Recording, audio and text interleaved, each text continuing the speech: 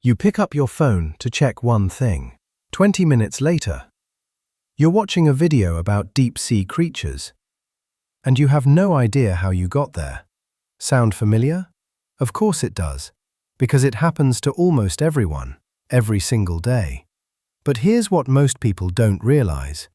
That feeling of being unable to put your phone down, that pull, that urge to just scroll a little further, it isn't a personal failing. It isn't a lack of willpower. It was engineered, deliberately, carefully, by some of the most talented behavioral scientists and software engineers on the planet. And once you understand exactly how it works, you will never look at your phone the same way again. It starts with dopamine, the chemical your brain releases when something good happens. A meal, a compliment, a laugh. Dopamine doesn't just reward you, it drives you to seek the next reward. And here's the critical part that social media figured out. Your brain releases dopamine not just when you receive a reward, but in anticipation of one. The potential for something interesting is what keeps you scrolling. Every swipe is a tiny gamble. Will the next post be funny, moving, shocking, fascinating? That uncertainty, that unpredictability, is the whole game.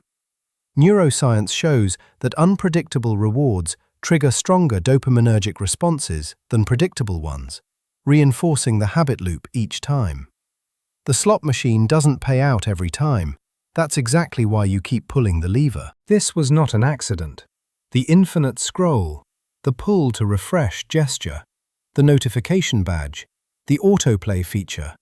Every single one of these was a deliberate design choice.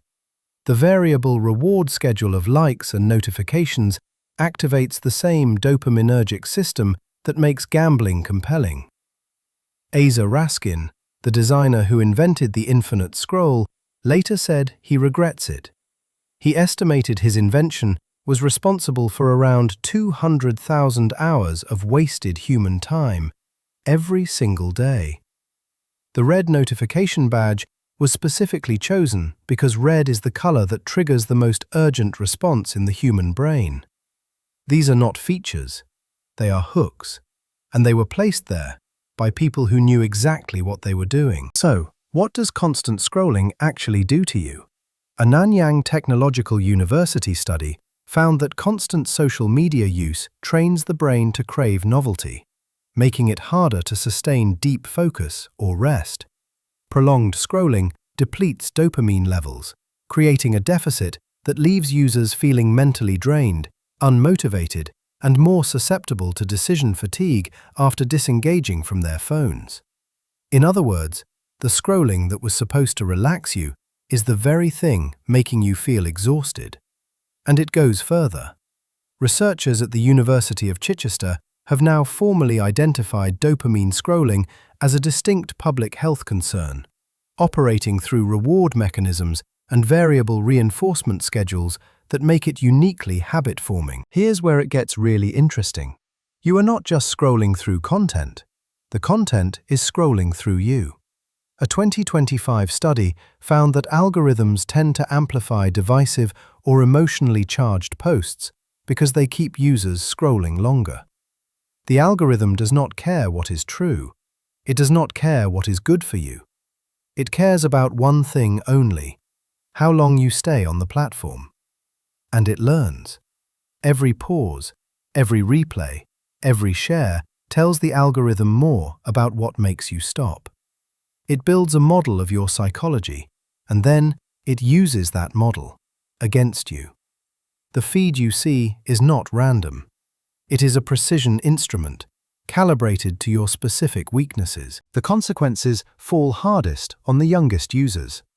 The adolescent brain is more responsive to dopamine signals than the adult brain. Longitudinal studies show that early, heavy social media use is associated with altered reward processing in adulthood, suggesting that adolescent exposure may shape the developing brain in lasting ways. A 2024 report highlighted a 52% increase in children's screen time since 2020.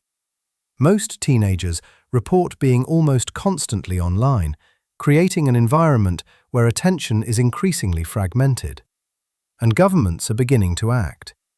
Australia has banned social media for under 16s. The UK is debating similar laws, because the data is impossible to ignore. The good news is, understanding the trap is the first step to escaping it. Once you know that every notification is a deliberate trigger, you can choose how to respond. A few things actually work. Turning off all non-essential notifications removes the external hooks. Grayscale mode on your phone removes the visual reward of bright colors. Keeping your phone out of the bedroom breaks the first thing morning habit, which researchers say is the most damaging of all.